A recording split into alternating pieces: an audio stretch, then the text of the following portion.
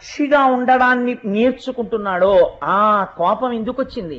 ఎవరి కోపం ఎక్కడి నుంచి వచ్చింది? ఒకనాడు ప్రశాంతంగా ఉన్నాడు. ఈ ప్రశాంతత ఎవరు? ఎవరు నిద్రపోయారు? ఎవరు లేచారు? నిద్రపోయినప్పుడు ఎవరున్నారు? మరి లేచినప్పుడు ఎవరున్నారు? నిద్రలో లేనిది లేచినప్పుడు ఎక్కడి నుంచి వచ్చింది? లేచినప్పుడు ఉన్నది నిద్రలో ఏమైపోయింది అని తనలో తను ఎవరు విచారణ చేసుకుని జాగృత, స్వప్న, సుషుప్తి అనబడే 3 అవస్థలకి సాక్షిగా ఉంటున్నాడో వాడే ఈశ్వరుడై నాదో ఏకమైపోతున్నాడు. కాబట్టి ఇది తెలుసుకోవడానికి ప్రయత్నము చేయని వాడు చిల్లున్న మట్టి కుండలో నీళ్లు పోసుకొని రాత్రి తాగుదాం అనుకున్న పిచ్చివాడు. ఆయుక్షీణం అయిపోతుంది వాడికి, కన్నంలో నీళ్లు కారిపోతున్నాయి, ఇంకా ఎప్పుడో ఏదో తెలుసుకుందాం అనుకుంటాడు. అవకాశం వచ్చినప్పుడు తొందరగా తెలుసుకుని దాన్ని తీసుకొచ్చి ఆచరణలో పెట్టుకోలేనటువంటి మూఢుడు వాడు. చిల్లుకుండ యందు నీరు పోసుకుని రాత్రి తాగుదాం అనుకున్న మౌఢ్యం ఉన్నవాడు. కాబట్టి